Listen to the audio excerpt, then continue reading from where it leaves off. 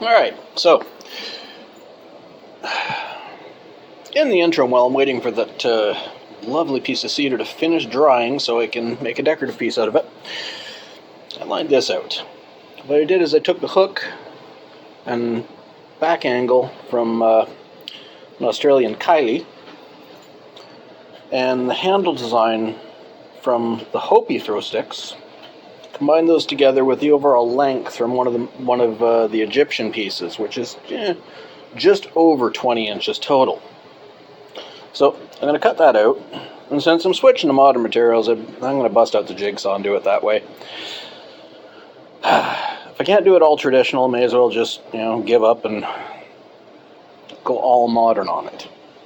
So yeah, I'll cut that out, and I'll show you when it's cut out, and then I'll start shaping it.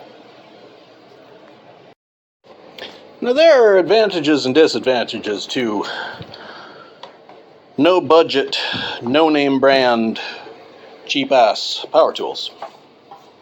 The advantage is, of course, they're cheap. The disadvantage, let me unplug this first before I show you. The disadvantage is that, they're cheap. Take this for example. I like the fact that can be adjusted to be leveled. Make sure that blade is sitting at 90 vertically. Unfortunately, the mount for that blade was set not at 90 degrees in this direction. It, in fact, if I set that even, points that way. But I'm not going to argue with 20 bucks brand new. Anyway, precision is not the forte of that machine. This is looking decent, looking usable. So next step, because it's not a precise instrument, I stayed well outside the lines by 16th to an 1/8. Quarter in some places, but between a 16th and an 1/8. So next step, this is the top, that's the bottom. I'm going to sand down the edges, make sure it's nice and pretty.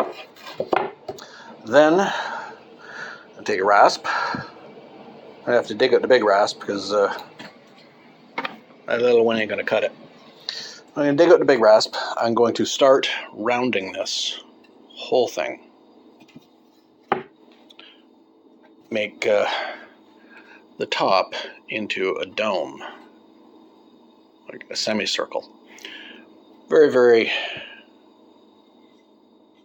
broad angle, but I make top into a dome so it's rounded on the top, flat on the bottom, and then it should be able to fly. After that, I might seal it. I'm probably just going to oil it, but it'll be a functional piece. As I said, I mean, it's part Kili, it's part Hopi throw stick, it's part Egyptian throw stick. It's just a hybrid of a bunch of different cultures put together. So it's a functional piece. It's not going to be accurate to any culture. And I got more plywood to use later. But I want to get a functional piece done, as well as the decorative one, which I'm just going to go with gluing it. Yeah, drying out the wood, gluing it, and finishing it, making it pretty. I'm not going to try and make it strong, so it'll just hang on a wall somewhere.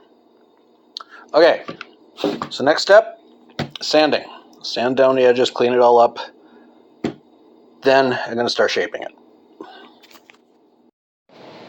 All right.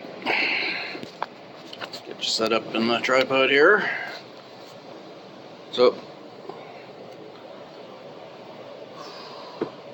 got a blank. Had this on the heater all night. Let's see how it worked out.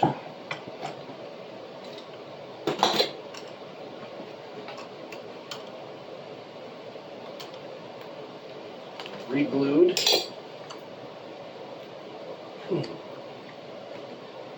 Recompressed.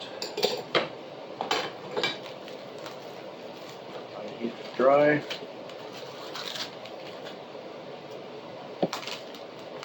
Dry.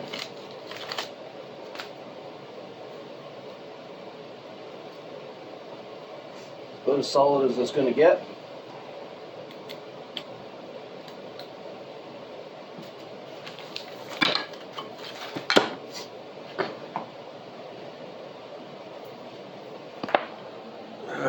So, between the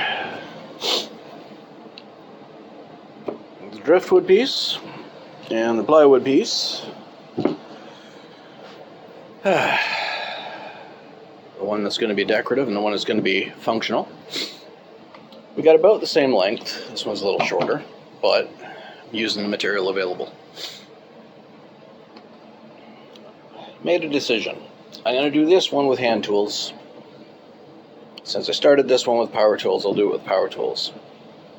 I have a rasping bit for my drill, so I'll dig that out the shed, start shaping this one. I'll get the big hand rasp, start shaping this one. We'll compare the two as we're doing it. So, I guess I should go get the tools and we can get started.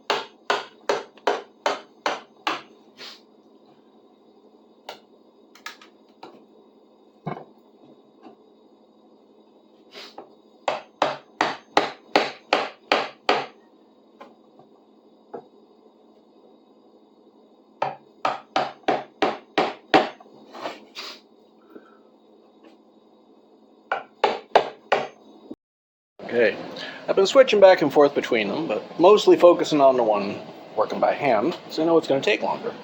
So I'm taking my time with it, being careful. I think it's looking pretty good so far. It's got the shape, it's got the airfoil, it's got the edge down to where I need it to be. Right there. See? I apologize for the sniffling. Dust, allergies, hay fever, whatever the hell you want to call it. It's bugging the crap out of me right now. But yeah. So this is down to the point where I just got to do some sanding and polishing. And then it'll be ready. I might oil it, I might stain it properly, I might seal it, I don't know. But for right now, this is what we're working with. Now this one, using the power tools. I will say, that rasp is a hell of a lot faster than any of the grinding and sanding heads I have for this drill. So that's what we're going to use. But for the main chunk of the shaping here, because it's thick enough, it's 3/4 inch ply, I'm using a saw. I'm cutting the angle right down along on all the straights. And that seems to be working pretty quick. Then I can rasp, file, sand everything down that way. And I'm getting a finer edge on this one too. A little finer than that one. It's about 2 times the weight of it. So that's going to hit hard when it flies at something. As it stands though, that's where I'm sitting. So I'm going to finish cutting the rest of that and then show you them two side by side when they're both ready for sanding. This is an interesting comparison between the two. I like how they look. I like how they both look.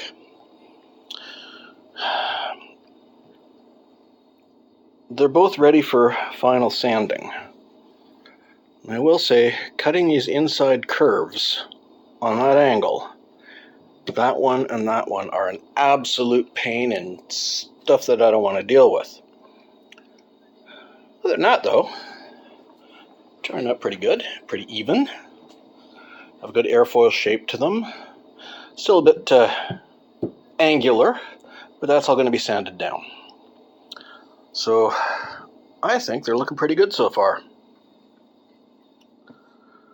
Yeah, doing the one by hand turns out it's going to need a lot less sanding. It's just turned out a lot smoother. So I will get out the palm sander to do this one. I'll get out the sandpaper and do this one by hand. All right. We'll show you once you get them sanded, and then I'll decide whether to seal them, stain them, just polish them, oil them, or whatever. All right. Talk to you next time.